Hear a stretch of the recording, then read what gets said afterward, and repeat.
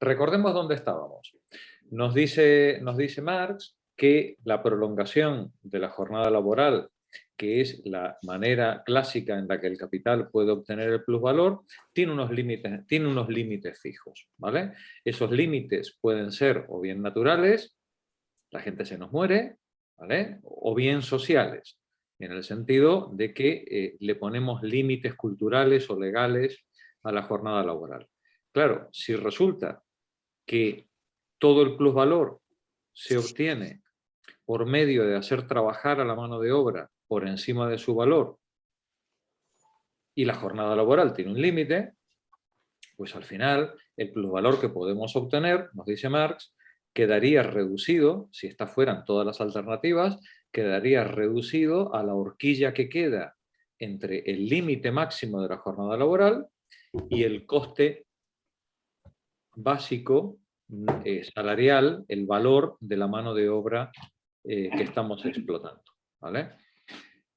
Afortunadamente para el capitalista, nos dice Marx, las cosas no son tan rígidas en la realidad. Afortunadamente la mano de obra se puede pagar por encima o por debajo de su valor, preferentemente si somos emprendedores por debajo de su valor, ¿vale? Pero claro, nos recuerda Marx, esto violaría las reglas del intercambio de equivalentes, con lo cual un buen capitalista, un buen emprendedor, consciente de las reglas del mercado y en una filosofía liberal como Dios manda, deberíamos ser capaces de encontrar una solución para poder extraer plusvalor que no pasara por pagarle a la gente por debajo de lo que necesita para vivir. Dicho lo cual, si se dejan, pues además les pagaremos menos de lo que necesitan para vivir. Pero bueno, en principio suponemos que los intercambios son entre equivalentes, la gente cobra el equivalente en salarios a lo que valen sus medios de reproducción, a lo que cuesta reproducir la vida y la mano de obra día tras día, y por tanto, nos dice Marx, el capitalismo necesita encontrar una solución que permita acrecentar el plusvalor sin necesidad de aumentar la jornada laboral ni de pagar los salarios por debajo de su valor. Ese método de acrecentamiento del plusvalor, teniendo en consideración estos dos límites, se llama obtención del plusvalor relativo. Y eso se consigue, nos decía Marx la semana pasada, en las primeras páginas del capítulo, intensificando la producción, aumentando la cantidad de producto obtenido por hora de trabajo, aumentando la productividad de los trabajadores. Y recordemos el argumento. El valor de un producto es su coste social de reproducción, no el coste individual. No el coste individual. El coste social de reproducción. Eso es lo que vale un producto en el mercado. Es lo que en cada momento histórico, de forma media, los seres humanos, los distintos productores de los distintos tipos de productos, necesitan para poder llevar sus productos un día y otro también, reproducir los productos en el mercado, llevarlos al mercado, venderlos, seguir viviendo y seguir trabajando. El que fabrica mesas, el que fabrica botines, el que lleva carne de pollo al mercado, ¿vale? Al final, los botines, las mesas, la carne de pollo exigen una cantidad de horas de trabajo humano. Bien, la media de esa cantidad de horas de trabajo humano es lo que va a determinar la media social de tiempo de trabajo necesario para poder llevar esos productos al mercado. Pero ese tiempo de trabajo necesario, que es trabajo humano, también tiene su valor. Y tiene su valor medible en el valor, el coste de las cosas que consumen los trabajadores. Igual que un tornillo, su valor es la suma de los costes parciales que tiene el tornillo, materia prima, transporte, energía, mano de obra, bla, bla, bla, bla, bla, bla, bla, bla. El coste de un trabajador es la suma de sus costes parciales a lo largo de todo un año dividido 365 días. Gastó tanto en comida, gastó tanto en vestido, gastó tanto en educación de sus hijos, gastó tanto en alumbrado, tanto en alquileres, tanto en transporte, tanto en su suscripción al diario OK o a la revista de la Conferencia Episcopal, ¿no? Son costes, ¿no? Es decir, el trabajador tiene sus costes, ¿vale? De reproducción. La suma de los costes a lo largo de su vida o a lo largo de un año, de un periodo largo, dividido los días, nos da una idea de cuál es el coste de reproducción diario medio, ¿vale? Si nosotros cogemos la cantidad de millones de horas trabajadas en una comunidad y la dividimos por su coste de reproducción, perdón, cogemos el coste de reproducción y lo dividimos por la cantidad de millones de horas trabajadas, pues tendremos la media del coste de una hora de trabajo humano en cualquier sociedad, tiempo, lugar, momento tecnológico que se nos ocurra. Y si vosotros creéis que esto que está diciendo Marx es una extravagancia, os invito a que tecleéis en Google coste de la hora laboral para cualquier país y para cualquier año. Veréis que está perfectamente tabulado y perfectamente definido. Cuando de ahí la risa tonta que nos entra a los que estudiamos estas cosas cuando los economistas del mainstream nos vienen diciendo eso de que la teoría del valor trabajo está superada, ¿vale? Estará superada para lo que enseñan en la escuela o lo que quieren enseñar en la escuela secundaria nuestra, porque lo que es para sus cálculos, el coste de la hora de trabajo sigue siendo el elemento fundamental para definir los costes de producción en cualquier lugar del mundo, ¿vale? Hace 100 años y me temo que dentro de 100 años igual. Pues bien, si sabemos cuál es el tiempo de trabajo máximo establecido por ley o por naturaleza, sabemos cuál es el coste de reproducción de un ser humano y por tanto, lamentablemente, ya hemos visto que si sabemos eso, sabemos cuál va a ser su salario medio mínimo.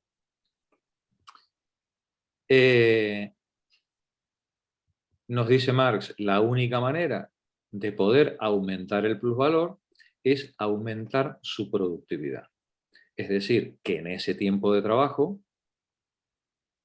produzca más cantidad de producto que el que producía antes. Fijaos, no es que produzca más cantidad de producto porque hemos alargado la jornada laboral, sino que en la misma jornada laboral, este señor, esta señora, ahora sean capaces de una producción mayor. Es decir, mayores cantidades de producto por unidad de tiempo. ¿Vale? Esto es lo que llamamos intensificación del trabajo o del proceso productivo o aumento de la productividad. Bien, veíamos la semana pasada dos resultados sorprendentes de este fenómeno. Cuando yo aumento la productividad, aumento el plusvalor. ¿Por qué? Porque como el valor del producto está definido socialmente, todo lo que yo reduzca de coste en mi producción individual aumenta el rango de trabajo impago que el propietario de los medios de producción puede apropiarse del trabajo de sus trabajadores. ¿Vale? Si yo conseguí, hablemos en vez de plusvalor, hablemos de plusproducto. Si yo conseguí que en una producción de 10 piezas, de las que 5 eran plusproducto, ahora sean 7 plusproducto, Porque aumenté la productividad. ¿Sí? Hay una cantidad de plusvalor que ahora se representa en 7 piezas, que antes eran 5, que el trabajador no va a cobrar. ¿Verdad? Bien, he aumentado, al aumentar la cantidad de producto por unidad de tiempo, he aumentado de forma proporcional la cantidad de plusvalor que el emprendedor se apropia del trabajo ajeno. Esa era la primera consecuencia. Pero la segunda es mucho más interesante todavía, queridas emprendedoras. Si los productos que yo estoy produciendo entran dentro del fondo de consumo del trabajador, es decir, si lo que yo estoy produciendo es comida del trabajador, ropa de los trabajadores, botines, viviendas, educación, comunicaciones, si yo estoy, no sé, sanidad, si lo que yo estoy produciendo es o son cosas que consumen los trabajadores, ¿qué es lo que ocurre cuando yo aumento la productividad? Que llegan al mercado mayor cantidad de productos de los que llegaban antes. Y al llegar mayor cantidad de productos, las leyes de la competencia hacen que los precios se reduzcan y tiendan al equilibrio de los precios de los distintos competidores. Las leyes de la oferta y la demanda hacen que cuando hay una producción acrecentada, no solamente se reduzcan los precios de los productos, sino sus valores. ¿Por qué? Porque la cantidad de trabajo social media que hace falta para producir los nuevos productos más tecnológicos, con mayores dosis de productividad, hacen que la cantidad de trabajo humano en cada uno de esos productos sea menor. Y al haber menor cantidad de trabajo humano en los productos que se están vendiendo, su valor decrece. Pero si además resulta que estos productos los consume el trabajador, lo que estoy reduciendo indirectamente es el valor de la mano de obra, el valor de la fuerza de trabajo. Cuando yo aumento la productividad en los productos de consumo del trabajador, reduzco el coste que tienen los trabajadores para reproducir su vida. Claro, inmediatamente cualquier social bien pensante de los que tenemos aquí en el grupo diría inmediatamente, uy, qué bien, ha aumentado la posibilidad de consumo de los trabajadores. ¿Ha mejorado su nivel de vida? Sí, efectivamente. Si yo aumenté la productividad y mantuve los salarios, los trabajadores, a partir de ahora, tienen acceso a mayor cantidad de producto con los mismos salarios. ¿Pero qué dice la ley de los salarios? Que los salarios tienden al coste de reproducción de la fuerza de trabajo igual que cualquier otra mercancía. Con lo cual, si yo aumento la productividad de lo que consumen los trabajadores y disminuyo el coste de reproducción de los trabajadores, más pronto que tarde los salarios caerán.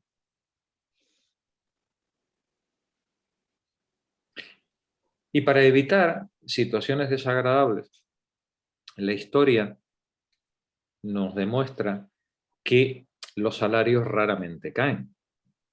Lo que suben son los precios. Suben los impuestos, suben los precios, te colocan la televisión satélite que tú no querías, pero te la colocan igual, y entonces la tienes que pagar para ver los partidos de fútbol esos que no ves. Te hacen una guerrita en algún lugar lejano al cual hay que mandar muchos soldados, alimentos o armamento, y te hacen una derrama como en la comunidad de propietarios, ¿no? Y tú ahí a pagar la derrama, ¿no? O si estamos en un país feudal como el nuestro, simplemente te suben el precio de la luz el 400%, y hemos acabado, ¿no? O te suben el precio del metro cuadrado de tierra un 1000% y se acabó. Como decía un jefe que yo tenía en estas empresas progresistas de la década del 80 y del 90, decía mi jefe, dice, nosotros vivimos de lo que le sobra a la gente. ¿Vale? Todo lo que pueda sobrar a los salarios de los trabajadores, de eso ya nos ocupamos nosotros, de estar debajo para ir recogiendo lo que se cae. ¿Vale? En forma de vivienda, en forma de viajes organizados, en forma de torremolinos, ropa de moda. Y si todo eso falla, pues siempre hay alguna guerra que ponga las cosas en su sitio, ¿vale? Préstamos bancarios, hipotecas, ¿vale?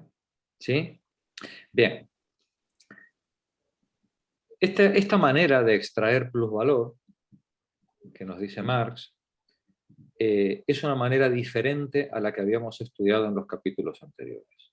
En los capítulos anteriores habíamos dado por supuesto, habíamos establecido las condiciones de que la jornada laboral era móvil y los costes laborales eran fijos. Por tanto, la única manera de conseguir plusvalor era aumentando la jornada laboral. Ahora hemos refinado el tiro en este capítulo y hemos dicho, no, la jornada laboral es fija y lo que es móvil son los salarios de los trabajadores. Como veis, en cada vuelta de tuerca nos vamos acercando como en espiral cada vez más al funcionamiento real del mecanismo capitalista de explotación. Vamos aplicando los distintos conceptos y categorías de forma progresiva y vamos perfeccionando la mirada sobre la manera en la que el capitalismo funciona. Pues bien, esta manera de extraer plusvalor por medio del aumento de la productividad y el abaratamiento de los costes laborales es la manera estrella de obtener plusvalor por explotación dentro del funcionamiento capitalista. Pero no nos engañemos, nos dice Marx. El capitalista no es un integrista económico. El capitalista es un posibilista. El capitalista se va a quedar con todo lo que pueda, donde pueda y cuando pueda. Si puede prolongar la jornada laboral, lo hará. Si puede pagar los salarios por debajo de su valor, lo hará. Si puede aumentar la productividad, lo hará. Si puede generar una guerra imperialista y expropiar recursos y trabajo humano y cuerpos en lugares extranjeros, lo hará. Si puede someter a esclavitud por deudas a pueblos enteros, lo hará. Y si puede hacer todo eso con nosotros, también lo hará. ¿Vale? Si el capitalista... Lo han hecho con los griegos. Claro, lo han hecho con los griegos, lo hacen con nosotros, con los ajustes estructurales, y veremos la factura que le pasen a Ucrania después de todo esto. Porque la factura se la van a pasar. Y no va a ser chica. No, ha dicho que lo va a pagar todo Putin. Todo lo va a pagar Putin. Sí. Sí. Todo lo va a pagar. Él de su bolsillo lo va a pagar. Sí. Sí. Bueno, pues ya vemos cuáles, digamos, las tripas, digamos, de este asunto. Es verdad que Marx en este capítulo se enreda con los peniques, los chelines y las fracciones, ¿no? Y hace que el capítulo sea un poquito pastoso, pero el asunto es muy sencillo. Si yo produzco una cantidad de piezas con un coste de producción determinado, en medios de producción, y yo aumento la productividad por 2, la parte proporcional de la mano de obra se reduce a la mitad. Los otros costes se mantienen, porque si yo aumento la productividad por 2, el consumo de materia prima es el doble, el consumo de maquinaria es el doble, etcétera, etcétera. Pero el de mano de obra es la mitad. Y como el consumo de mano de obra es la mitad, me permite llegar al mercado con un margen de plusvalor mayor que el de mis competidores. Llegar con ese margen de plusvalor mayor que el de mis competidores me permite inclusive hacer la pirueta de bajar un poquito el precio, vender un poquito más barato que mis competidores, llevarme todo el gato al agua, y si alguien se queda sin vender porque el mercado queda saturado, que sea otro. Todos mis productos son vendidos. ¿Cuál es la consecuencia? Que en cuanto mis competidores ven lo que yo estoy haciendo, todos me quieren imitar. Y en el momento en el que todos me imitan, o la mayoría de ellos me imitan, el coste social medio de producción baja y con ello baja su valor. Si los productos de los que estamos hablando son o entran en el consumo de los trabajadores, automáticamente se reduce el coste de reproducción de la mano de obra salarial. Y cuando se baja el salario. Y cuando se reduce, pues automáticamente se abre la posibilidad de la bajada de salario. Y como dice Murphy, si algo puede ocurrir y es malo, ocurrirá. ¿Vale? Sí. Bien, vamos entonces a la lectura. Bueno, actualmente todavía hay un proceso más así, que es producir en la India, Pakistán y tal, ¿no? Que todavía, yo creo que todavía da más margen para... Claro. Bueno, valor, ¿no? Porque claro, se reduce tal y no tienen, bajan el salario, pero... Claro. Fijaos qué interesante lo que acaba de plantear Paco. El análisis que hace Marx es un análisis que él hace en un momento de capitalismo centrado dentro de los estados nacionales, ¿no? Es verdad que hay imperialismo, es verdad que hay expolio, expropiación forzosa en la periferia del sistema, pero el análisis que él hace es un análisis centrado en la explotación de la mano de obra asalariada dentro de los confines del Estado Nacional. Pero porque el imperialismo en esa época yo creo que era más expolio de materias primas, ¿no? Efectivamente. Todavía, digamos ya empezaba la explotación de mano de obra servil o de segunda categoría, pues en la India, en Egipto, tal, pero todavía no era algo universal, ¿no? No estaba todavía globalizado. Efectivamente. Había imperialismo, pero era otro concepto. Sin embargo, este análisis que hace Marx nos permite entender perfectamente lo que acaba de comentar Paco. Si yo exporto, si yo saco la producción de los productos que consumen los trabajadores, si yo los deslocalizo esa producción y me la llevo a algún otro sitio del mundo donde el coste laboral es muchísimo más bajo, reduzco el precio, primero gano más, por supuesto, ¿no? Pero segundo, reduzco el precio de los productos de consumo de los trabajadores, y al reducir el precio de los productos de consumo de los trabajadores, abato los salarios de los trabajadores. Pero nuestro emprendedor es muy listo, porque incluso aquí, en este primer mundo que tenemos, raro es el día que no sale una noticia que en Murcia han cogido no sé cuántos temporeros sin dar de alta ni nada, casi más que esclavitud. Eso ahora es casi normal todos los días en la prensa, con lo cual nuestro emprendedor se pone las pilas. Nuestro emprendedor roba donde puede y donde le dejan, ¿vale? Y al emprendedor le da igual que sea en Murcia que en Bangladesh, ¿vale? Tiene una mentalidad muy flexible, ¿no? Una moralidad muy... Antes, son muy flexibles, no son nada rígidos. Mente abierta, No. mente abierta. No son nada rígidos, no. Es gente abierta, gente abierta. Son dogmáticos, no tienen problema en adaptarse. Lo que ocurre es que en Murcia están violando la ley y en Bangladesh no.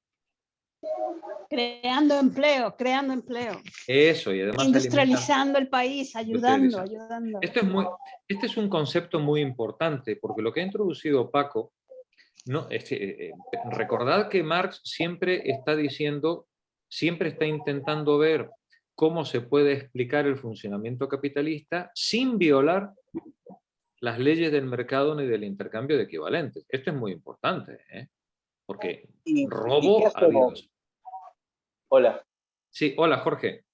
¿Y qué hacemos con los trabajadores, no digo de España, ¿no? Y perdónenme, pero qué hacemos con los trabajadores de Alemania, Francia, Estados Unidos, Inglaterra?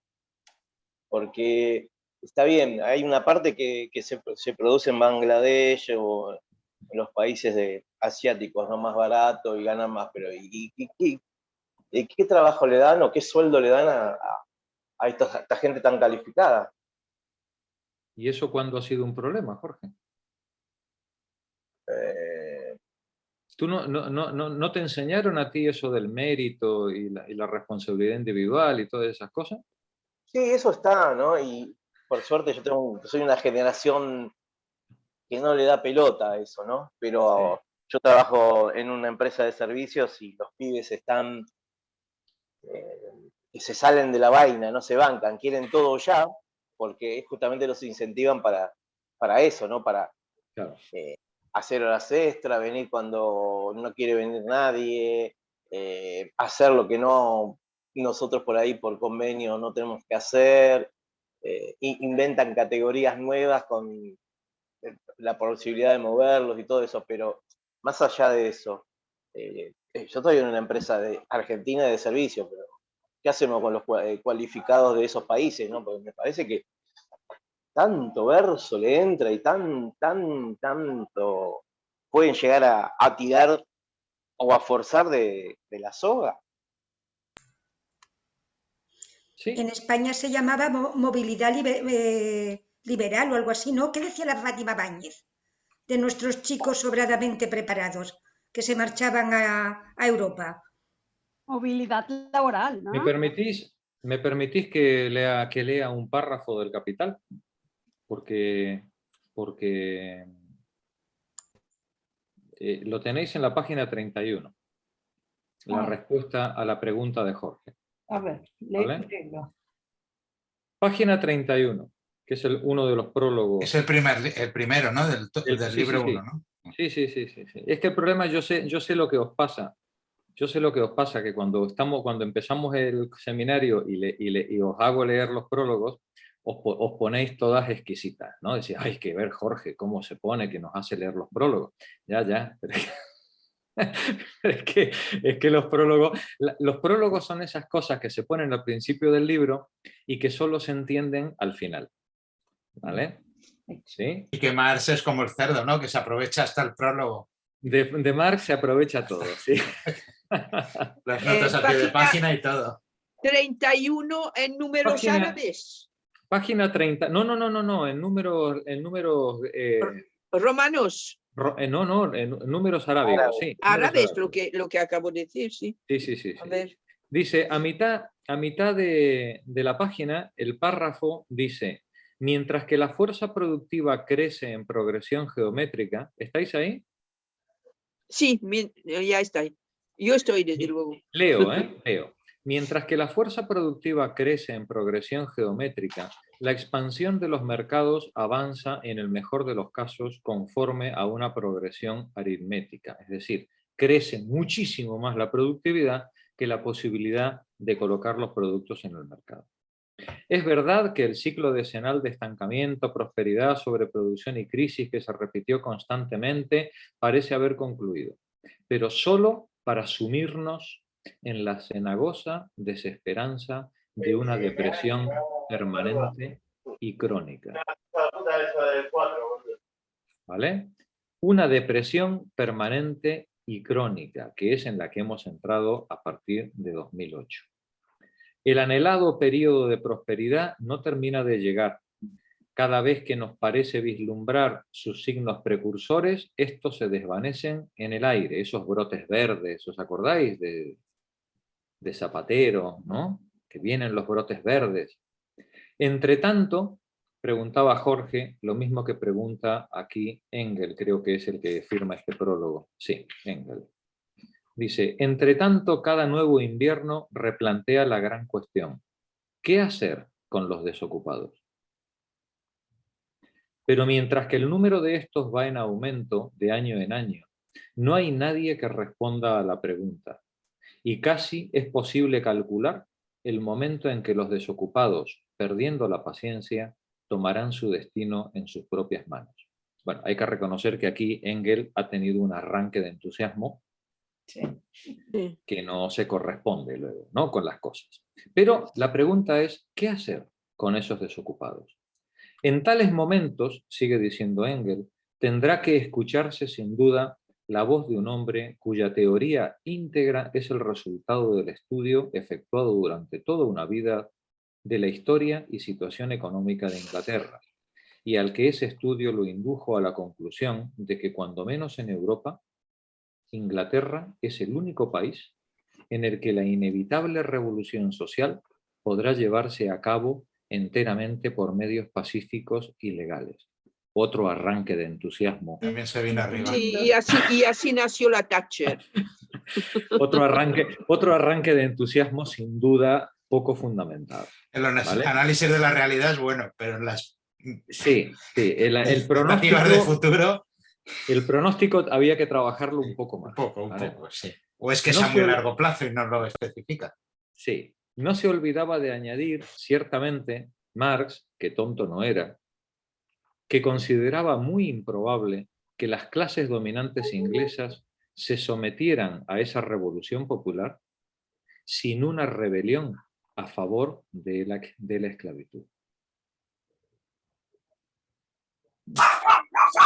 ¿Vale? Es decir, ese análisis de Marx es más acertado. Ese fue fino. Ese sí. Sí. Que probablemente en Inglaterra, o hoy podríamos decir en Europa, las clases populares podían llegar a una revolución social democrática y pacífica. Sí. Que la burguesía y los dueños de los medios de producción se lo iban a permitir, no. ¿Vale? Jorge, por favor, en mi libro, ¿qué página es? Ay, no lo sé. Es el final del prólogo. Te voy a decir cuál. Es el final del prólogo a la edición inglesa de 1886. El final es la última media página. De todas maneras, también la burguesía y los gobiernos burgueses se inventan soluciones para, como el ingreso mínimo vital, ¿no? Para dar un poquito y prevenir que puedan pasar estas cosas. Y que siga funcionando la rueda del consumo y tal, ¿no? En todo caso, la pregunta que ha planteado Jorge no es baladí, es un asunto importante, porque qué hacer con los desocupados presenta un problema de fondo de la industria capitalista, del modo de producción capitalista. ¿Vale? La tendencia inherente del modo capitalista de producción es al aumento de la productividad indefinida. Y sí, pero ¿vale? Eso no es posible.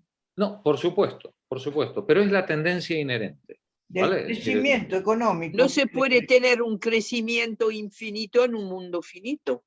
No, pero pensad que si la tendencia inherente del capitalismo es al crecimiento permanente y acabáis de decir que eso no es posible, ¿sí? Vale, eso solo se soluciona de una manera. o con el fin del capitalismo, cosa que si queréis lo dejamos para otro seminario, ¿vale? O con la reducción de los niveles de vida de los explotados. De ahí que organizamos una guerra gorda y partimos otra vez. O organizamos... Bajamos el nivel otra vez para poder empezar a crecer. Sí, sí, y empezamos a fabricar guillotinas sin parar hasta terminar con este asunto. Siempre pensé yo que el trabajo del herrero era un trabajo de futuro, ¿vale? Pero bueno, ya veremos. Hay unos parágrafos. Voy de ruta. Hombre, ahí está Juan. Muy bien, Juan. Ánimo.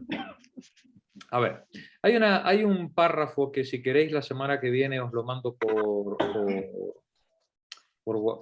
Telegram y lo leemos, porque creo que es del mayor interés ya llegados a este punto, ¿vale? Que son 2 páginas de los Grundrisse, donde Marx se plantea el problema de la robotización. Sí, sí, sí.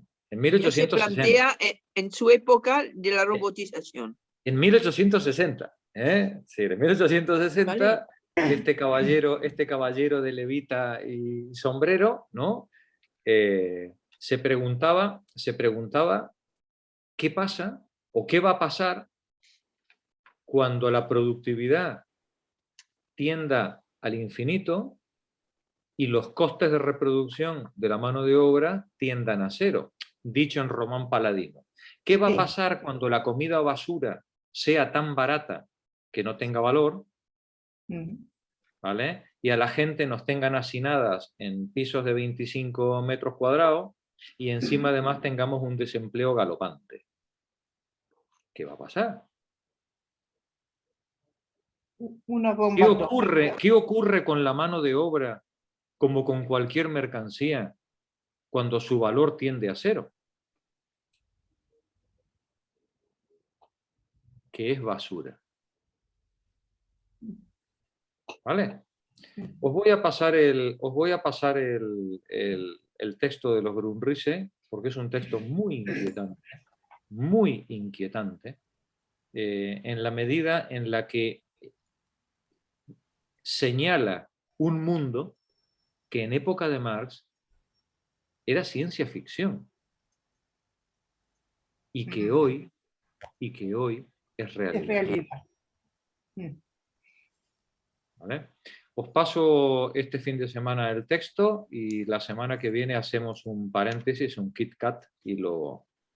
Jorge, una pregunta, como siempre. Una pregunta. ¿Hay algún lugar en el mundo donde funciona de otra manera esto? ¿Cuba puede ser un ejemplo? Y no, Marta. En Cuba se ha intentado. ¿Cómo? En Cuba se ha intentado. Se intentó. Pero Cuba es una economía de guerra desde hace... Desde que triunfó la revolución. Nunca han podido desarrollar mínimamente... Una economía de guerra no... Una economía de guerra no se puede salir adelante. Es imposible. Y demasiado ha funcionado. Pero no y que sigue existiendo todavía. Demasiado que sigue existiendo, pero no deja de ser una economía de guerra, ¿eh? Con todos los problemas de una economía de guerra, problemas de libertad, problemas de circulación, problemas de alimentación. Es que cuando tú estás en guerra, hay muchos elementos que hacen a la dignidad de la vida humana que tienen que ser dejados de lado. Entonces no podemos juzgar el proyecto socialista desde los parámetros de una economía de guerra como la cubana. Y demasiado, demasiado han aguantado. ¿Por qué? Pues no dicen que estamos en guerra. Decime, ¿y la Unión Soviética al principio intentó salir del capitalismo o Chávez, o cualquier otro país asiático que no conozco? pero a la Unión Soviética le pasó lo mismo, Marta. La Unión Soviética, en cuanto se produjo la revolución... Primero, la revolución se produjo en medio de una guerra. La Primera Guerra Mundial. ¿Vale? Sí, lindo lío. Apenas terminada la Primera Guerra Mundial, los vencedores pidieron reparaciones de guerra. Y además a Rusia se le sometió a un bloqueo internacional y a una guerra sin cuartel por parte del Ejército Blanco armado por todas las potencias europeas, incluida Japón y Norteamérica, para tratar de destruir la revolución. Cuando consiguieron levantar cabeza gracias a la crisis que había en Europa, entonces aparece el fascismo. ¿Aparece qué? El fascismo, el fenómeno del fascismo. Sí. Y Rusia tiene que hacer la tremenda tarea de pasar de ser un océano de campesinos hambrientos a la electrificación y el desarrollo tecnológico de la nación, aislada, en guerra, y encima además de forma acelerada para tratar de enfrentar al fenómeno fascista que se está desarrollando a su alrededor. Sí, y cuando medio... ¿Perdón? Sí, gente preparada. Sí, no, lo tiene que fabricar todo se tiene que hacer sobre la marcha y con lo que hay, ¿vale? Y en contra de todo el mundo. Y con un cordón sanitario, que esa palabra no se ha inventado ahora, ¿vale? Con un cordón sanitario en el que todas las monarquías y gobiernos capitalistas rodearon a Rusia para aislarla y tratar de acogotarla, ¿vale? Y cuando empieza a levantar cabeza, Rusia, se produce la muerte, una vez producida la muerte de Lenin, y empieza la lucha por el poder dentro de la Unión Soviética, y todos los terribles años 30 con las purgas y toda esta locura en la que entró también el mundo soviético, llega la Segunda Guerra Mundial. Y en la Segunda Guerra Mundial, Rusia se dejó entre 27 y 30 millones de muertos. Impresionante. De lo cual no se habla. No, de eso no se habla. Y económicamente arrasada.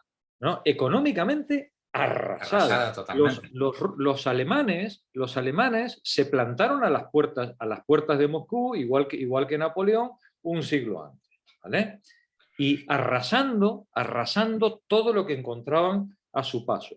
Y si no es por la parada de burro que le hicieron al norte, en Stalingrado y en San Petersburgo, al norte, ¿no? Es decir, si no es por la parada brutal que le pegaron al coste de millones de muertos, ¿eh? No se paró porque la maquinaria bélica alemana dejara de funcionar. Sí, se paró porque los pararon en seco a base de millones de muertos. Pero para poder hacer eso, fíjate, Marta, Rusia tuvo que deslocalizar toda su industria. Para poder hacer frente a la guerra, Rusia tuvo que poner en marcha el mayor programa de ingeniería social que se ha conocido en la historia de la humanidad. Rusia trasladó ciudades enteras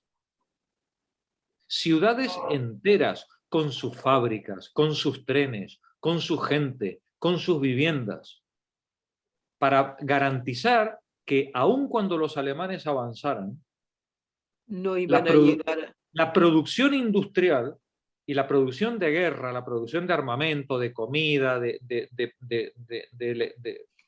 tecnología, y va a poder mantenerse, porque una guerra no se gana solo con muertos, ¿eh?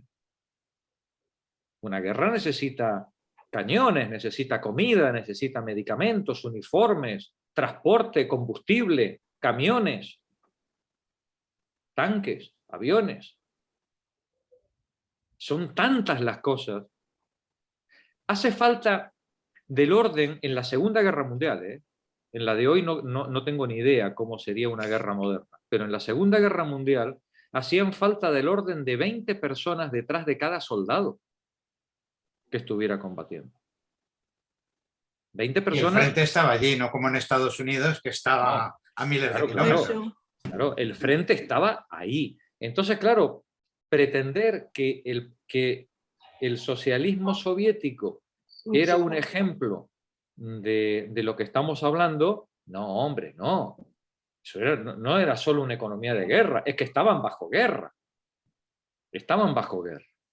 Y luego, cuando se produce el final de la Segunda Guerra Mundial, se produce un cambio geopolítico internacional. Que se liberaron ellos solos y liberaron a gran parte de Europa, la mitad de Europa. Churchill le propone a los norteamericanos lo de tirar la bomba atómica sobre Moscú, por eso de ser demócratas, ¿no? Y dejar resuelto, digamos, decía Churchill, dice, hombre, si ya hemos llegado hasta Berlín, ¿por qué no seguimos hasta Moscú y dejamos resuelta la siguiente guerra? ¿No? Ese era el planteamiento de la época. Pero los norteamericanos estaban tan desgastados en el esfuerzo bélico y el ejército ruso era tan poderoso De terror.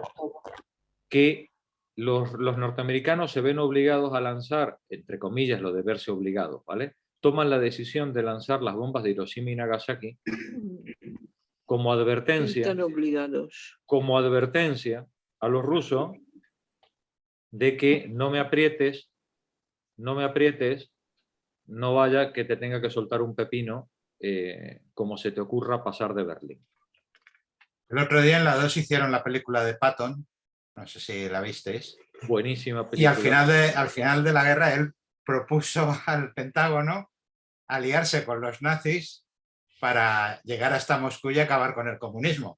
Para llegar hasta Normal que no le hicieron caso, pero claro. ahora a lo mejor le hubieran hecho caso. No, porque el desgaste de la máquina de guerra Claro, era brutal. Y sobre todo Inglaterra. Inglaterra estaba agotada. Es decir, el mayor precio en las tropas aliadas lo pasó sin duda Inglaterra, ¿no? Es decir, Inglaterra quedó arrasada, ¿no? con todo.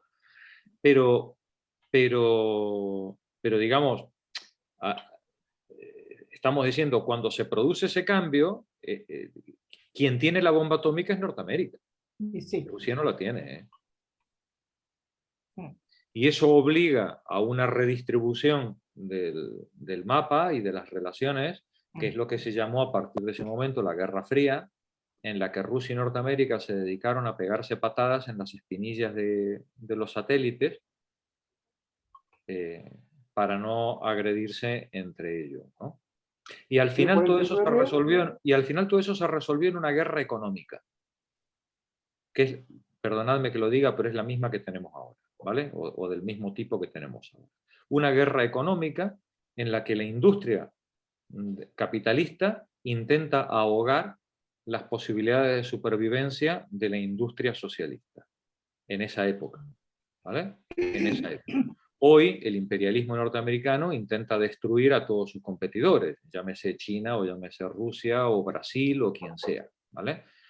Pero en esa época la Guerra Fría era un acogotamiento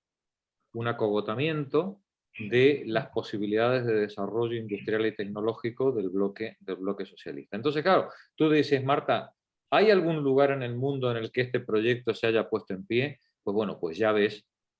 No hay posibilidad. Además, Jorge, que les obligaron a hacer un gasto en defensa. Claro. Que lo podían haber dedicado a otras cosas, ¿no? Claro, es que yo cada vez que de hecho, dinero... la OTAN fue el Pacto de Varsovia fue una respuesta a la OTAN, no eran agresivos, la agresividad vino de los otros. Claro, la OTAN era un ejército agresivo en contra de la Unión Soviética, ¿no? Claro. Y si no se gastan eso, se los hubieran comido si no hubieran tenido el gasto militar, pero tuvieron que quitar recursos para invertir en defensa. Claro, cada vez que el mundo socialista fabricaba un misil intercontinental con cabeza nuclear, era al precio de retirar comida, bienestar, escuelas y hospitales de la clase trabajadora. Y aún así lo hicieron comida, hospitales y de todo. Y ellos solos. Claro, claro. Sin ayuda del Entonces, plan Marshall ni nada. Entonces, si tú quisieras saber cómo podría ser el socialismo, pues imagínate todo eso sin misiles atómicos y sin millones de soldados armados hasta los dientes para defender la frontera. Lamentablemente hay una tesis de Lenin que se demuestra real, y quizás de Trotsky también. Sí, de Trotsky también. No es posible el socialismo en un solo país. Ah, sí, eso es célebre. Sí, que no se puede ser un socialismo aislado. Sí. El socialismo, para poder funcionar, tiene que abolir el capitalismo. Si no el capitalismo es tan agresivo, es tan demandante de recursos, que no es posible una planificación socialista en presencia, aunque sea limítrofe con el capitalismo. Es incompatible. El socialismo solo será posible el día que se pueda terminar con estos malnacidos, ¿no?, del capitalismo. Mientras tanto es inviable. No es inviable, digamos, serán aproximaciones, se harán aproximaciones, pero Sí, siempre por eso no ha funcionado, vaya. Siempre bajo un estado de guerra. Cada país que lo ha intentado ha funcionado, Silvia, de la manera en la que ha podido funcionar. En Cuba, la manera en que ha podido, en Rusia como ha podido, en China, pues imaginaos China, el océano de miseria que fue China después de la Segunda Guerra Mundial, ¿no? Pues bueno, pues entonces dicen, no, es que eso, mira qué mal viven. Ya, pero tú no me cuentas cómo vivían los cubanos antes de la revolución, ¿no? Ni cómo vivían los chinos en la época del emperador, ni cómo vivían los rusos en la época de los zares. Eso no me lo cuentas, ¿no? Solo me cuentas lo de los socialistas, ¿no? Típico. No, además es que malviven, pero al mismo tiempo, si no hay comida para nadie. Y si hay comida para todos. Esa es ¿Sabes? Que la experiencia en Cuba ha tenido muchos fallos, pero el nivel de cómo manejan de redistribución claro, es impresionante. Jorge, aquí tengo yo que en el 49 la Unión Soviética creó la bomba atómica. ¿En qué año? En el 49. En el 49, sí, 4 o 5 años después la consiguió, sí. Después de Hiroshima, sí. Que eso ya le dio autoridad. ¿Perdona? Que eso ya le dio autoridad. Ah, claro, hombre, a partir de que tuvieron la bomba atómica... Ya se equilibraron. La cosa... Ya son respetables hasta la fecha, ¿no? Porque ahora nadie quiere tocar a Putin de verdad por eso. Lo que yo quería deciros es que he leído que están creando mini bombas atómicas de 20 kilos o 12 kilos que llevan en mochilas y que por eso se habla de guerras atómicas. Porque cuentan con ese tipo de bombas, de 12 kilos, de 18 kilos, que se pueden llevar en la mochila. Sí, lo que se llama bombas sucias. O sea que cuidadito porque en una mochila se llevan perfectamente 20 kilos o 18 y se deja en un sitio y se jode un perímetro de 20 kilómetros, ¿eh? Sí. Los más civilizados en todo esto, permitidme la ironía, son los franceses, ¿no, Marí? No sé. Francia tiene fama de ser un país diplomático. Sí, totalmente. Son los más civilizados. Y como son tan diplomáticos, desarrollaron una tecnología novedosísima que solamente creo que yo sepa la tienen ellos, que son las bombas de neutrones, que permite arrasar, que permite matar toda la vida sin destruir las instalaciones. Sin destruir las infraestructuras, sí. Lo cual comprenderéis que es muchísimo más interesante que cosas tan bárbaras y salvajes como la de Hiroshima y Nagasaki, ¿no? Es decir, llegas y ya está todo y ya solo ocupas. Solo ocupas, ¿no? Bueno, pues ahí tenemos a Francia, es una potencia mundial, a Inglaterra es una potencia mundial, Alemania así, Japón es una potencia indiscutible, pero parece ser que el enemigo a batir en este momento es China y Rusia. Bien, pues decía Lenin en su época, otro visionario, que el imperialismo era la fase superior del capitalismo. Y creo que esa frase sigue estando vigente. Jorge, con lo que comentaba el compañero Mendoza, esa cantidad de trabajadores que quedan sin trabajo y externalizamos, cada país lo hace de alguna manera, al capital, no me refiero ya al capital, sino a estos grandes economistas que tiene, toda esta gente también preparada, nunca entra en sus políticas ni sus propuestas repartir algo que eso no entra, ¿no? Es decir, esa palabra es maldita. Sonríes, luego bien quiere decir que ni se lo plantean. Repartir, pero ¿qué dices? ¿Vale? Es que de verdad, estos comunistas. Bueno, eso está en el Evangelio solamente. ¿Te das cuenta? Si es que no se puede hablar con vosotras. Si es que en cuanto se os da el micro ya empezáis a hablar de repartir. Si es que no tiene... Es que no. La cabra tira al monte, Jorge. ¡Qué peligro! ¡Qué peligro! Repartir nada. Repartir. Otra tendencia inherente... Una tendencia inherente del capital, además de la del crecimiento, la veremos en las páginas, en los capítulos sucesivos. Otra tendencia inherente del capital es a la acumulación. ¿A la qué? Acumulación. Ah, es verdad, cada vez quieren más. Y como comprenderás, la palabra acumulación es exactamente la opuesta de la de repartir, ¿vale?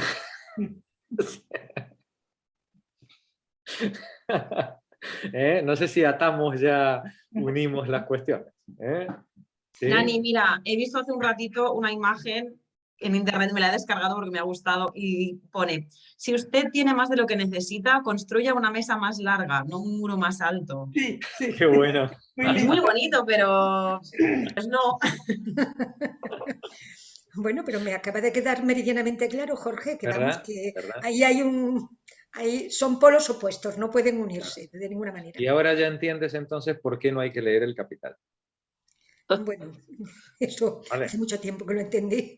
Porque muchas cositas, muchas pequeñas cositas como esta, que uno ronronea y que va oyendo y que van dando vueltas, que uno no termina de entender, pues después de leer esto uno lo entiende clarísimo. ¿Sabes? Y entonces uno piensa, a lo mejor habría sido mejor no haberlo entendido. Bueno, cada uno con sus religiones, sí. Lo que quiera, ¿vale? Bueno, vamos a la lectura, compañera. Que os veo que le tenéis mucho miedo a los peniques y a los chelines de... Pues sí, es que nada más que echarle desde lejos un vistazo, es que parece trufado de números y... Vamos allá, mira, vamos, que empieza a leer Alfonso, que se le dan bien los números, que para eso es ingeniero. Alfonso, venga. A ver. Perdón, ¿me podéis decir la página? Página 386. Gracias. ¿Con todo? Eso voy a hacer yo, a ver si estaba bien ubicado o no, pero sí. Vale, empiezo. Con todo, aun en este caso, la producción incrementada de plusvalor... Perdona, sí. Alfonso, perdona, sí. Es que te he hecho empezar antes del argumento. Atrás. Prescindiendo, nos dice, todo capitalista, nos dice Marx, todo capitalista tiene el mayor interés en abaratar la producción porque aumenta el plusvalor, ¿vale? Entonces dice, prescindiendo de la última circunstancia de que abarate además lo que consume el trabajador, para cada capitalista existe el motivo de abaratar la mercancía por medio de una fuerza productiva de trabajo acrecentada, ¿vale? Ahí es donde empezaba el argumento. Continúa. Con todo, aun en este caso, la producción incrementada de plusvalor se origina en la reducción del tiempo de trabajo necesario y en la consiguiente prolongación del plustrabajo. Lee la nota 3 bis, por favor. A ver, un momento. ¿Por qué? Esto es más complicado.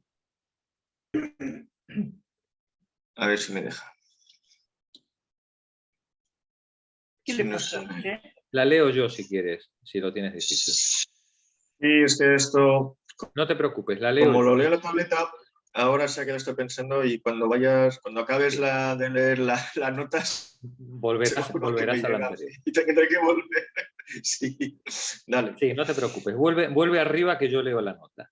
La ganancia de un hombre no depende de que pueda disponer del producto de trabajo efectuado por otros hombres, sino de que pueda disponer del trabajo mismo. Muchas de vosotras pensaréis que vuestro emprendedor, que vuestro empresario, vuestro patrón ansía tener vuestro dinero. No, queridas, tenéis tan poco dinero que no tiene el menor interés para vuestro patrón, ¿vale? Lo que vuestro patrón quiere es vuestro tiempo de trabajo, ¿vale? Y lo más largo posible. Lo más largo posible. Si puede vender sus mercancías a un precio más alto, dice Marx, si puede vender sus mercancías a un precio más alto, manteniéndose inalterados los salarios de los obreros, obviamente se beneficiará con ello. Para poner el trabajo en movimiento, bastará una parte menor de lo que él produce y, en consecuencia, quedará para él una parte mayor. Si yo puedo pagar los salarios con una parte cada vez menor de los productos que vendo, me queda una parte mayor. Me queda más plusproducto. Continúa, Alfonso. Digamos que el tiempo de trabajo necesario asciende a 10 horas, o el valor diario de la fuerza de trabajo a 5 chelines. El plustrabajo a 2 horas, el plusvalor producido cada día a 1 chelín.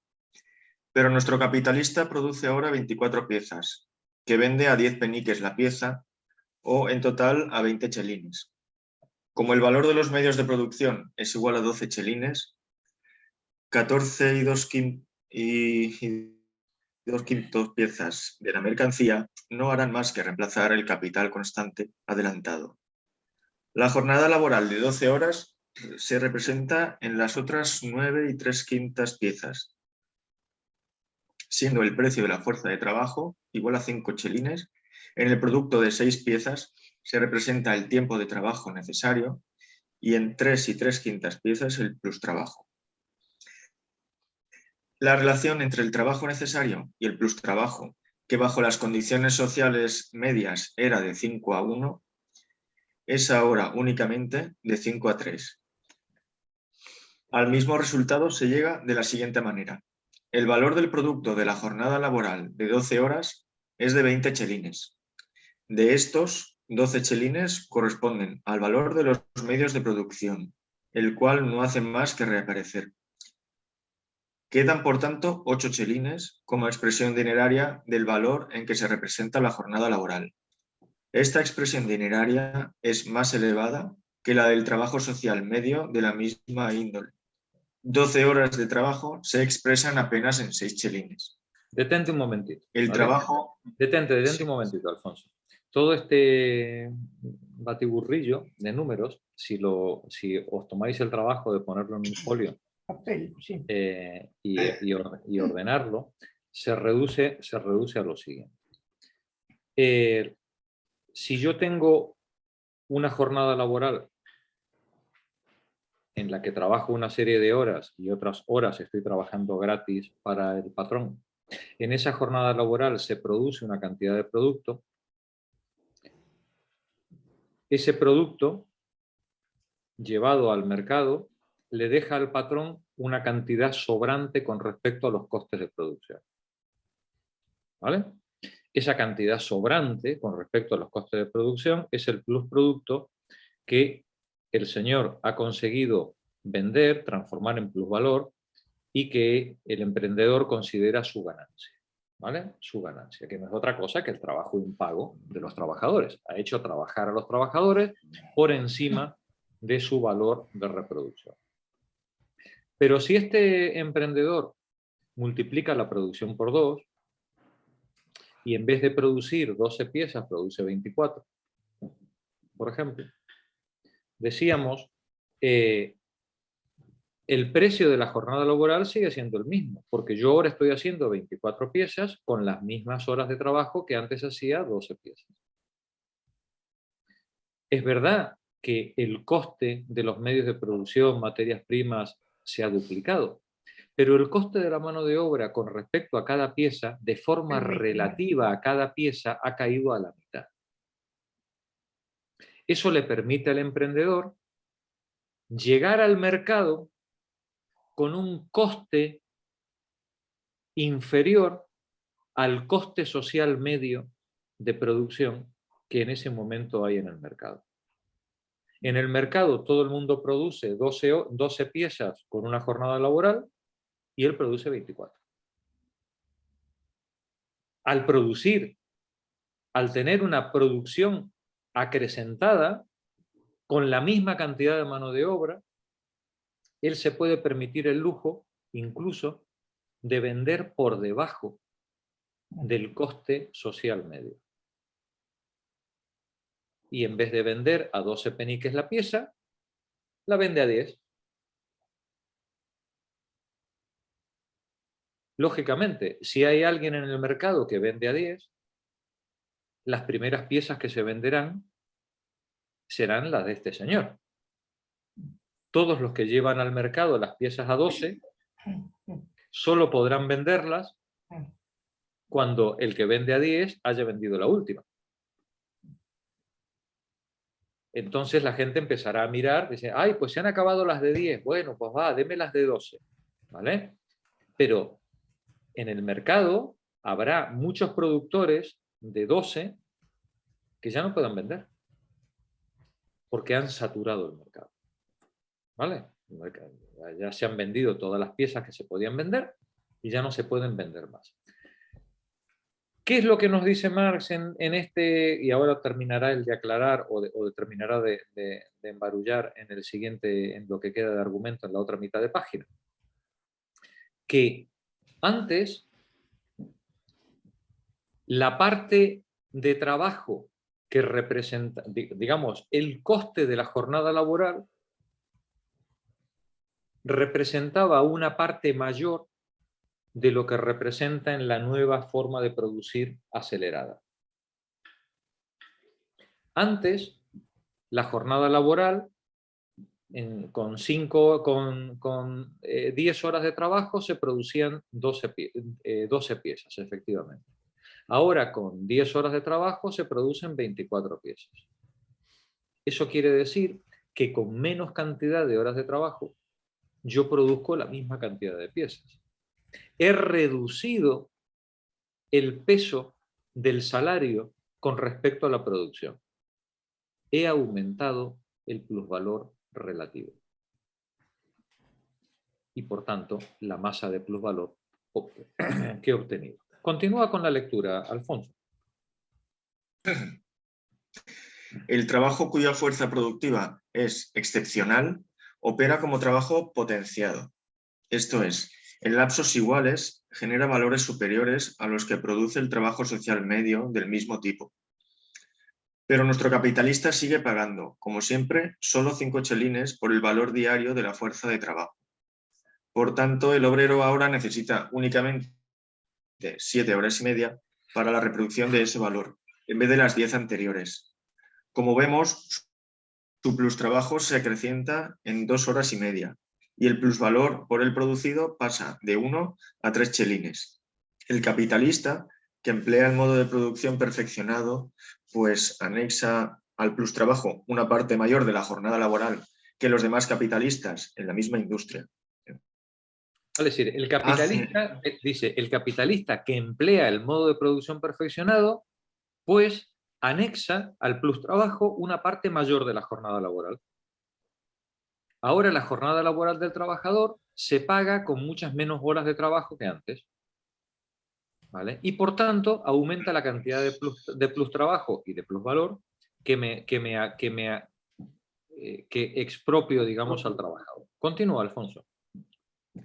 Hace individualmente lo que el capital hace en gran escala en la producción del plusvalor relativo. Pero por otra parte, aquel plusvalor extraordinario desaparece, no bien se generaliza el nuevo modo de producción y se extingue con ello la diferencia entre el valor individual de la mercancía producida a más bajo costo y su valor social. la misma ley de la determinación del valor por el tiempo de trabajo, que para el capitalista que emplea el método nuevo se manifiesta en que tiene que vender su mercancía por debajo de su... Alfonso, te has quedado. ¿Valor social? Sí. A ver, ¿dónde me quedé? Decía, la misma ley de la determinación del valor por el tiempo de trabajo. Que para el capitalista que emplea el método nuevo se manifiesta en que tiene que vender su mercancía por debajo de su valor social. Impele a sus rivales, actuando como ley coactiva de la competencia, a introducir el nuevo modo de producción. En último término, todo el proceso solo afecta la tasa general del plusvalor. Por consiguiente, cuando el incremento de la fuerza productiva del trabajo ha hecho presa en ramos de la producción, vale decir, ha abaratado mercancías que entran en la esfera de los medios de subsistencia imprescindibles y constituyen, pues, elementos del valor de la fuerza de trabajo. Gracias, Alfonso. Vuelvo a leer el último párrafo. En último término, todo el proceso solo afecta la tasa general del plusvalor.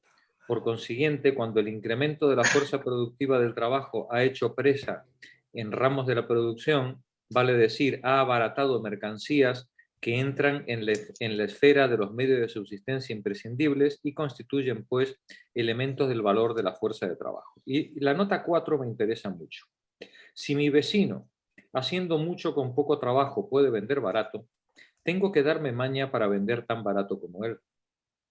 De este modo, todo arte, oficio o máquina que trabaja con la labor de menos brazos y por consiguiente más barato, engendra en otros una especie de necesidad y emulación o de usar el mismo arte, oficio o máquina o de inventar algo similar para que todos estén en el mismo nivel y nadie pueda vender a precio más bajo que el de su vecino, ¿vale? Esta es una nota de un texto de 1720, ¿vale? Es decir, los conceptos de funcionamiento del mercado estaban clarísimos ya en el siglo XVIII y por supuesto en el siglo XIX. Continúa la lectura. Clara, por favor. El valor de las mercancías está en razón inversa a la fuerza productiva del trabajo. Igualmente lo está porque se haya determinado por valores de las mercancías, el valor de la fuerza de trabajo. Por el contrario, el plusvalor relativo está en razón directa a la fuerza productiva del trabajo.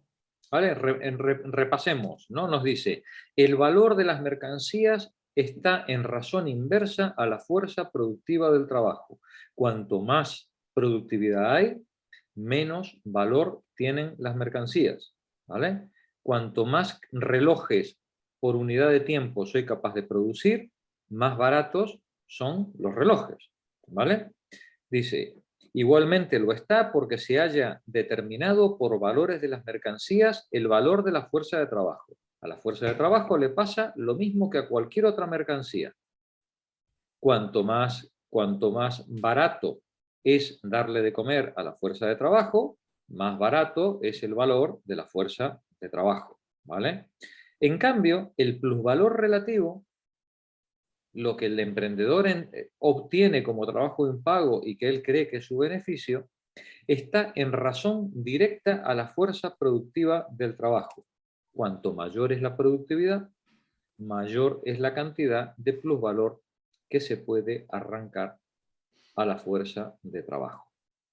Y cuando ese producto además se aplica al consumo de la mano de obra, pues además me permite incrementar el plusvalor relativo por medio del abaratamiento de los salarios.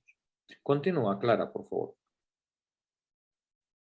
Aumenta cuando aumenta la fuerza productiva y baja cuando ésta baja. En el supuesto de que el valor del dinero se mantenga incambiado, una jornada laboral social media de 12 horas produce siempre el mismo producto de valor de 6 chelines, cualquiera que sea la forma en que esta suma de valor se distribuya entre equivalente por el valor de la fuerza de trabajo y plusvalor. Pero si a causa del aumento de la fuerza productiva, el valor de los medios de subsistencia diarios y por tanto el valor diario de la fuerza de trabajo cae de 5 chelines a 3, el plusvalor aumentará de 1 chelín a 3 chelines.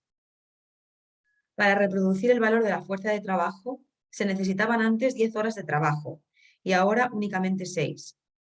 Han quedado disponibles 4 horas de trabajo y se las puede anexar a los dominios del plustrabajo. Por tanto, el impulso inmanente y la tendencia constante del capital son los de aumentar la fuerza productiva del trabajo para abaratar la mercancía y mediante el abaratamiento de la mercancía, abaratar al obrero mismo. Volvamos a leer el párrafo, ¿vale? Nos dice, he aumentado la fuerza productiva. Ahora resulta que en 10 horas produzco el doble de lo que producía antes.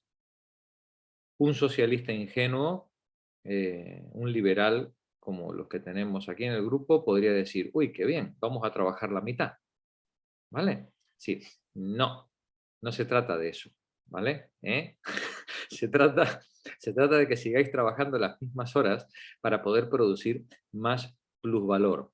Cuando han quedado 4 horas libres de trabajo por el aumento de la productividad, son 4 horas de paraíso en el que el emprendedor puede seguir obteniendo plusproducto sin coste. ¿Vale? Plusproducto sin coste. Por tanto, nos dice Marx, el impulso inmanente y la tendencia constante del capital son los de aumentar la productividad, aumentar la fuerza productiva del trabajo, para abaratar la mercancía, por supuesto, pero para abaratar la mercancía y abaratar al obrero mismo. ¿Vale? Lee por favor la nota 6, que os va a divertir mucho. ¿La 6 o la 5? La 5. ¿No? Perdón, la 5, la 5. Sí, porque la 6 es en francés. Sí, sí. Esa para ti, Marí. Cualquiera que sea la proporción en que se reduzcan los gastos de un obrero, en esa misma proporción se reducirá también su salario, siempre que al mismo tiempo se supriman las limitaciones a la industria. ¡Qué barbaridad! ¡Qué barbaridad! 1753. Esto lo decía un comunista, ¿sabes? ¿Sí? 1753. No se había inventado ni el capitalismo, ¿vale? La revolución industrial todavía no estaba ni en el horizonte, ¿vale? Dice, cualquiera que sea la proporción en que se reduzcan los gastos de un obrero, en esa misma proporción se reducirá también su salario, siempre que al mismo tiempo se supriman las limitaciones a la industria, es decir, lo que hoy llamamos libertad de trabajo, ¿vale? Que el empresario tenga libertad para contratar y para despedir, ¿vale? Que no haya cortapisas legales de esas que ponen los comunistas y los socialistas, ¿vale? Continúa, Clara, por favor. El interés de la industria. El interés de la industria exige que el trigo y todos los medios de subsistencia sean lo más baratos posible, pues cualquier cosa que los encarezca, encarece también el trabajo. Detente un momentito, Clara. Acabáis de tener la respuesta de lo que planteaba Paco al principio. ¿Y por qué nos llevamos la producción a Bangladesh o por ahí? Porque cualquier cosa que abarate el fondo de consumo de los trabajadores, abarata a los trabajadores. ¿Vale? Conseguir que el trigo, la comida, la ropa de los trabajadores cueste la mitad, permite aumentar el plusvalor que se arranca a esos trabajadores. Continúa, Clara. En todos los países en que la industria está exenta de restricciones, el precio de los medios de subsistencia afecta necesariamente al precio del trabajo. Este disminuirá siempre que se abaraten los medios de subsistencia. Los salarios decrecen en la misma proporción en que se acrecientan las fuerzas productivas. La maquinaria, es verdad, abarata los medios de subsistencia imprescindibles, pero también abarata al obrero. La maquinaria, fijaos qué fuerte, ¿eh? Fijaos qué fuerte. La maquinaria abarata los medios de subsistencia, pero también abarata al obrero. La primera mitad de la cita, a ver, Clara, tú que eres la English teacher, consideration concerning talking, ¿Qué quiere decir? Lee, por favor, el título ese, tradúcelo. Consideraciones referente al hablar. No, taking off es extraer. Extraer, sí. Bounty, no sé, Víctor igual sabe lo que es bounty, voy a buscarlo. Bounty es el nombre del barco de la no, es el bar, ¿no? Bounty. Es abundancia. De John Fletcher. Abundancia. Será los beneficios, ¿vale? Claro. Consideraciones sobre los beneficios. Lo que respecta, claro, a la extracción de la abundancia. A la extracción de beneficios sobre ¿qué? Sobre la exportación. El trigo exportado, ¿no? Sobre la exportación de trigo, ¿vale? ¿Sí? Es decir, es una disquisición sobre cómo aumentar los beneficios, la extracción de beneficios, la abundancia general, la riqueza. Bounty podría ser riqueza, ¿vale? Cómo aumentar la riqueza a partir de la exportación de trigo. Y entonces nos dice el autor, todo lo que consigamos abaratar de los medios de subsistencia, abarata al trabajador. ¿Vale? Es decir, abarata al precio del trabajo del trabajador, al precio al cual se le puede comprar el trabajador. Claro, porque yo al final al trabajador le pago con comida. Claro. Y cuanto más barata esté la comida, aunque sea una comida basura. El problema es que nos han dado unos cuantos papeles pintados y ya ni siquiera ahora una tarjeta de crédito, ¿no? Y un apunte bancario, ¿no? Y nos dicen, anda muchacho, cóbrate de aquí.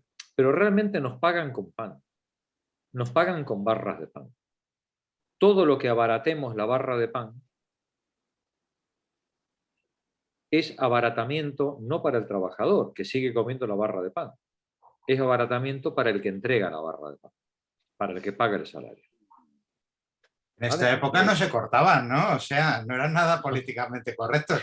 Ahora dicen lo mismo, pero con un lenguaje más eufemístico, ¿no? Sí, no, pero ¿sabes qué pasa? En esta época iban directamente. Iban a muerte. Sí, sí. No, ¿sabes qué pasa, Paco? Que eso es lo bueno de leer El Capital, que uno puede leer a los teóricos del capitalismo sin ninguna cortapisa, ¿no? En aquella época no leía mucha gente, ¿no? No, claro, en esa época leía el 1% de la gente. Eran los capitalistas, precisamente. Claro, claro. Y desde luego los explotados... Porque eran muy heavy. Es muy heavy, lo que se dice aquí es muy duro. Es muy duro. Bueno, muy y duro. hemos visto otras cosas que son por el estilo, ¿no? Sí. Adelante, Clara. Al capitalista que la produce, le es indiferente en sí y para sí el valor absoluto de la mercancía. Solo le interesa el plusvalor que se encierra en aquella y que se puede realizar en la venta. Al capitalista le importa un pito vender diamantes o vender manzanas, ¿vale? El capitalista, si vende manzanas o vende diamantes, es por el plusvalor que va a obtener de la venta de manzanas o de diamantes, ¿vale? Continúa, por favor, Clara. La realización del plusvalor implica, de suyo, la reposición del valor adelantado. Ahora bien, como el plusvalor relativo aumenta en razón directa al desarrollo de la fuerza productiva del trabajo, mientras que el valor de las mercancías disminuye en razón inversa a ese mismo desarrollo, como por tanto un mismo e idéntico proceso abarata las mercancías y acrecienta el plusvalor contenido en ellas, quede resuelto el enigma consistente en que el capitalista, a quien solo le interesa la producción del valor de cambio, pugne constantemente por reducir el valor de cambio de las mercancías. Este es un asunto fantástico, ¿no? Porque durante décadas hemos estado preocupadísimas pensando, pero si se reduce el valor de las mercancías, ¿qué gana el capitalista? Plusvalor. Precisamente, es decir, el mismo fenómeno que permite abaratar la mercancía es lo que permite al capitalista arrancar mayores tasas y masas de plusvalor, de donde no hay mayor interés para el capitalista que el abaratamiento de la mercancía por el aumento de la productividad. ¿Vale? Continúa, Clara, termina el párrafo. Contradicción con la que uno de los fundadores de la economía política, el doctor Gesnay, atormentaba a sus adversarios sin que los mismos pudieran responderle. Reconocéis, dice Gesnay, que en la fabricación de productos industriales, cuanto más se economice en los costos o en trabajos dispendiosos, sin detrimento para la producción, tanto más ventajoso será ese ahorro, porque reducirá el precio de dichos productos. Y sin embargo, creéis que la producción de riqueza que resulta de los trabajos de los industriales consiste en el aumento del valor de cambio de sus productos. Continúa la lectura, Elena. Por ende,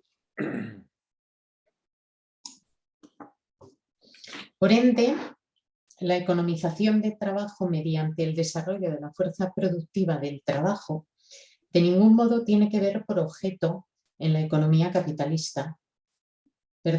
En ningún modo tiene por objeto en la economía capitalista la reducción de la jornada laboral.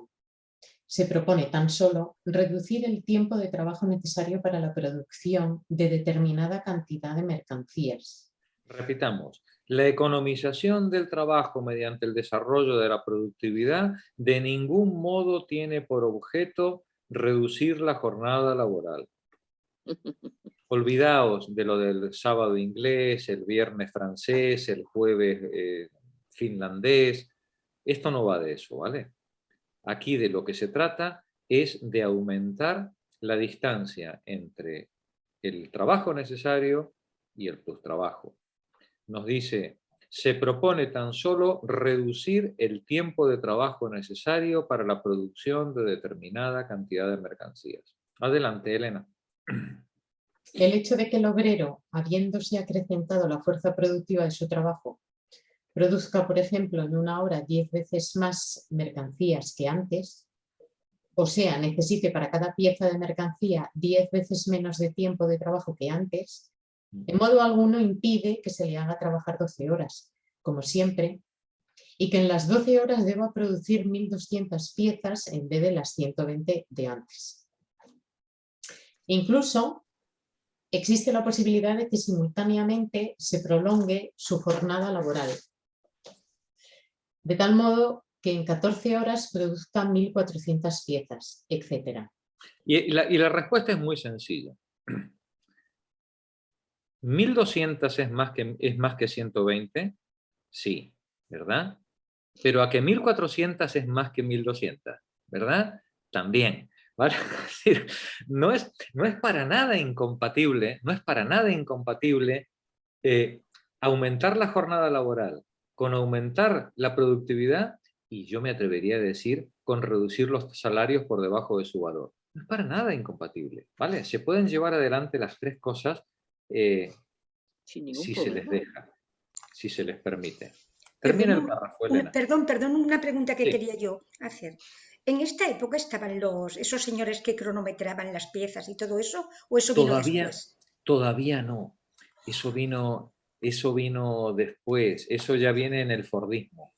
Un poquito antes del Fordismo, ¿no? A finales del siglo XIX. ¿no? Claro, pero ya se estaba viendo con esto que era muy interesante, esto de estar delante del trabajador y el tonto de turno trabajar muy rápido para que dijeran qué buen trabajador es, con lo cual jorobaba a toda la empresa. No lo dudes. Pensad que no tuvimos tiempo, el concepto de tiempo que hoy tenemos es un concepto del siglo XIX. Y tardamos, yo diría que hasta la difusión del ferrocarril, allá a partir de 1850, 1860, bien avanzado, hasta la difusión del ferrocarril y los primeros y los grandes ensayos, digamos, en electricidad, por ejemplo, no tuvimos el concepto de un tiempo universal, de un tiempo único. Los tiempos eran siempre locales. El sol sale a esta hora, el gallo canta, el sol se pone, el reloj de la iglesia marca una hora. Recién cuando el ferrocarril se pone en marcha, y sobre todo cuando la electricidad permite interconectar, por ejemplo, vía telégrafo, poblaciones cercanas, entonces es cuando dicen, oye, te llamo a las 12. ¿Cómo que te llamo a las 12? A las 12, a las 12 según qué reloj, ¿vale? Sí, ¿vale? Entonces es cuando empieza, digamos, a universalizarse el concepto de tiempo que tenemos ahora, inclusive lo que antes era un lujo astronómico, como es, por ejemplo, un reloj, se populariza en el sentido de que cualquier buen burgués puede llevar su reloj en el bolsillito, ¿no? Y se sincronizan los relojes con, digamos, los relojes personales, con el reloj de la iglesia, con el de la estación del ferrocarril, ¿no? Pero pensad que hasta el siglo XIX, por ejemplo, en Leipzig, en Alemania, cuenta la anécdota que la gente ponía en hora los relojes cuando Kant salía de su casa.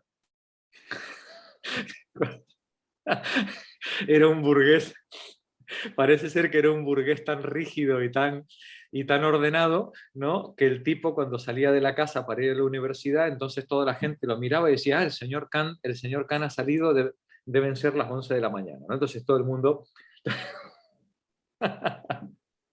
todo el mundo ponía en hora los relojes, ¿no? Claro, el tiempo era local, era eminentemente local, ¿vale? A partir de la mitad del siglo XIX, los procesos industriales empezarán a ordenarse y el cronómetro empezará a hacer su aparición, ¿vale? Y ya será omnipresente, ¿no? en todo el proceso de industrialización. Termina el párrafo, Elena. Por eso en Economistas de la Calaña de un McCulloch, Ure, Senior y Tutti Quanti, leemos en una página que el obrero debe agradecer al capital porque éste desarrolla las fuerzas productivas y reduce así el tiempo de trabajo necesario. Y en la página siguiente, que le debe demostrar su gratitud trabajando en lo sucesivo 15 horas en vez de 10. En el marco de la producción capitalista, el desarrollo de la fuerza productiva del trabajo tiene por objeto abreviar la parte de la jornada laboral en la cual el obrero tiene que trabajar para sí mismo y precisamente por eso prolongar la otra parte de la jornada laboral en la que aquel tiene que trabajar de balde para el capitalista. ¿Hasta qué punto también se puede alcanzar este resultado sin abaratar las mercancías?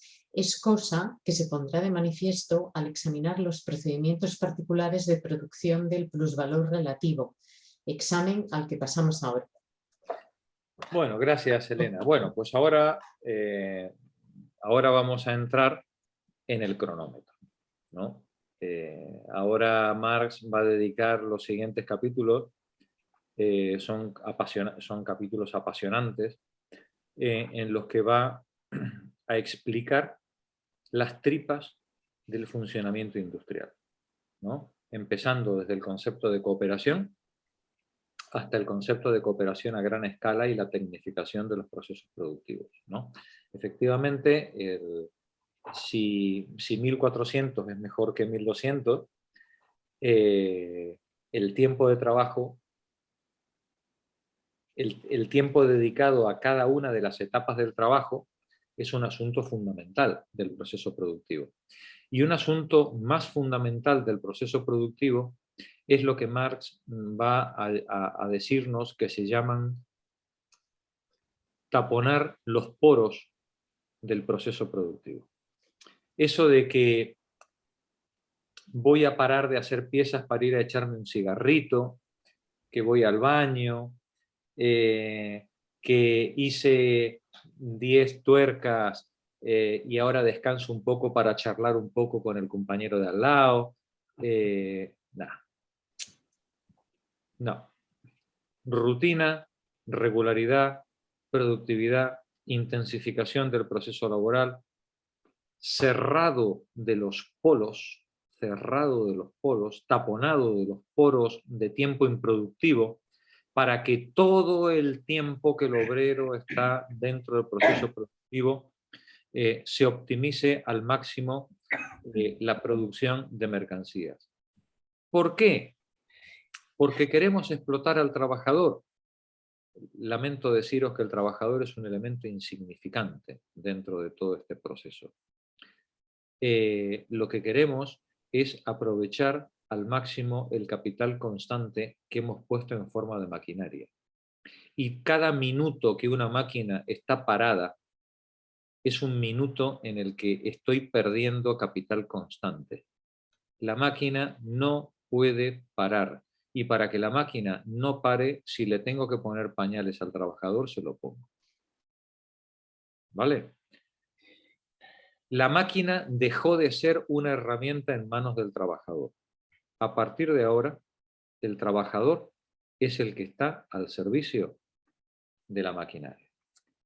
Pero Jorge, una pregunta. Un ser humano, ya te burlas de mí, no puede trabajar intensamente 8, 10, 12 horas, como nosotros no podíamos cuando íbamos a la universidad, más de 40 minutos una clase. ¿Cómo era la cosa? Ni me acuerdo. ¿Cómo hace un obrero para trabajar? ¿Por qué te reís? 8, 10 horas intenso. No se puede. ¿O sí se puede? Sí se puede. No puede producir lo mismo en 2 horas que en 8 horas seguidas. Sí se puede al precio de reducir la vida del trabajador. Pero hasta la energía se nos basta. A ver, cuando caminas después de tantos kilómetros, uno camina más despacio, supongo, sí. ¿no? Sí, pero la que marca el ritmo es la máquina, ¿no? Quien marca el ritmo es la máquina. Sí, sí.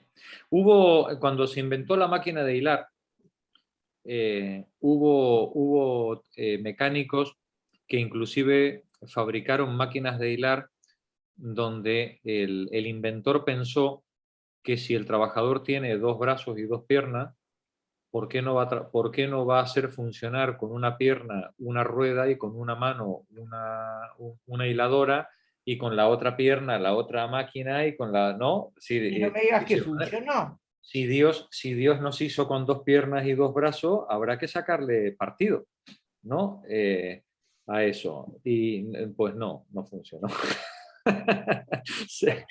Entonces, aquello acababa el hilo ahorcando al trabajador y con la pierna descalabrada. Sí, efectivamente, claro. No había... digamos, hay cierto... Tuvo en cuenta la estructura de nuestro cerebro, ¿no? Claro. Efectivamente. Pero si fuera por el emprendedor, te ponían no 2 máquinas, te ponían 7 máquinas, ¿no? Para que las llevaras. El trabajador no cuenta, Marta. Pero Jorge, el millonario que hizo un intento ahí, el Dow, no sé cómo se llamaba, ¿cómo le fue? ¿Perdona? ¿Quién? Ese millonario inglés que hizo cooperativas. Owen. ¿Cómo se llama Owen? Owen. Bueno, ¿le fue bien o le fue mal? Sí. ¿Le fue bien? Sí, ¿Y por qué no lo copiaron? Porque el capitalismo no permite que un proyecto cooperativo salga adelante, Marta. La cooperativa no es solo un proceso productivo, es una forma de vida. Y un cooperativista no es solo un trabajador, es una persona que ha sido educada en los valores de la igualdad y de la cooperación.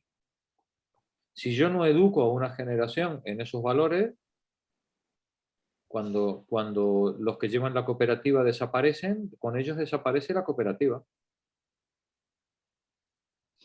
Bueno, de esto nos puede hablar mucho más Víctor, pero vamos, que es un cooperativista actual, ¿no? No sé, Víctor, si quieres intervenir, pero creo que esto es una cuestión más política que... Bueno, en Nicaragua... No te oímos, Víctor. Sí. No, nada. Yo no sé mucho qué decir. Pero bueno, sí, en las épocas de crisis, un factor importantísimo es que tú como cooperativista no puedes echar gente. Una empresa sí. Y con eso puede reducir sus costos mucho más rápido que tú e incrementar la productividad. Entonces, en un periodo de crisis, que una cooperativa sobreviva es un poquito más complicado. Es menos flexible, ¿no? Es menos flexible para acomodarse, ¿no? Pero luego además que tiene que jugar con las normas capitalistas, ¿no? Exactamente. Y conjugar. El capitalismo es crisis más crisis cíclicas. ¿Cómo podría sostenerse, no? No, y que luego el capitalismo ahoga impositivamente las cooperativas, no les permite funcionar. Son muchas cosas, ¿no? Pero luego además yo insisto en que hay un espíritu cooperativista. Hay un elemento psicológico que está detrás. Quien forma parte de una cooperativa no forma parte de una cooperativa por ganar más salario o menos salario, ¿eh? El miembro de la cooperativa es una manera de estar en el mundo, una manera política de convivir, de vivir, de trabajar. ¿Vale? Pero que eso es difícilmente compatible con el modo de producir capitalista, ¿no? Y es más fuerte el capitalismo que... Claro. Por eso está un poco abocado a... Esto es como la gente que se va a una comuna, como tal. Claro. Si las comunas no pueden funcionar, sí, pueden funcionar, pero requiere una manera de estar en el mundo. Exacto. Marx escribió que la cooperativa trabaja para servir la necesidad de la gente. Claro. Y no la oferta. No es ofrecer cosas para que la gente la compre, sino producir lo que la gente pide. Lo que la gente necesita. Es un mundo totalmente diferente. Sí, precisamente es el punto, porque Marx escribió en una carta que los obreros ingleses jamás harían la revolución porque ya están demasiado mentalizados en el capitalismo. Y precisamente hace poco estaba leyendo sobre una cooperativa en México que después de pelearse con los antiguos patrones hicieron poder de la planta que producía neumáticos y fue cuando se hizo el Tratado de Libre Comercio y empezaron a exportar a Estados Unidos y tuvieron que crecer rapidísimo. Bajo esa influencia de tener que crecer demasiado rápido, contrataron gente al por mayor. Y en el momento en que se colaron ciertas personas para hacer una adquisición forzosa de la empresa por otra empresa norteamericana, y como la mayoría de los que habían sido contratados no tenían esa filosofía de cooperativistas, sino habían entrado mentalizados simplemente para la producción, como había dicho Marx, ya no pueden hacer la revolución. La empresa fue adquirida en asamblea porque la gente no tenía ni idea de lo que estaba haciendo. O sea, también hay que transmitir ese modo de estar en el mundo. No solamente que te lleguen ya con ese modo de estar en el mundo, sino que los que entran también tengan esa reproducción del pensamiento. Claro, efectivamente. Pues muchas gracias, Víctor. Muchas gracias. Pues yo creo que lo dejamos aquí, ¿no? No tiene sentido que empecemos el siguiente capítulo. No. Lo dejamos aquí. La semana que viene habrá más noticias. Y ya podremos... De Ucrania. Me imagino que la semana fallera se hará fallas, ¿no? Sí, a ver, vamos a ver el calendario, pero a ver, la semana que viene hacemos la sesión. Y ya. Y creo que la siguiente ya paramos, a ver. Sí. Muy bien. A ver que arranque el calendario en la página. A ver. Efectivamente, la semana del 14 al 19, pues no hacemos, suspendemos, ¿no? Y paramos. Leemos la semana que viene y nos tomamos la siguiente semana de vacaciones.